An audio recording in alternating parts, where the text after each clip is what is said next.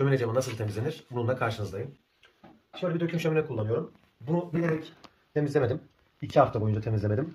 Camını size göstereyim. İlk kullanmaya başladığım zaman bayağı bu sorun oluyordu.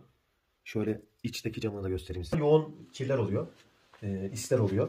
Onlarda da tel kullanıyorum. Tel kullandığım zaman da hiçbir şekilde çizilme falan olmadı. Bunu temizlemek için şöyle bir tane su aldım. Buraya damlayacak çünkü. O yüzden altına bir şey seriyorum. Peçeteyle külünü alıp temizleyeceğim. Islatıp şöyle külünü alıyorum.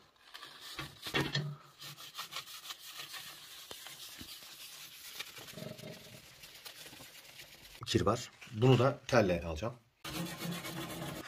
Aynı şekilde temizleyeceğim. Elimi tutayım arkadan. Burası da tamam. Şöyle kapatayım. Böyle tertemiz oldu.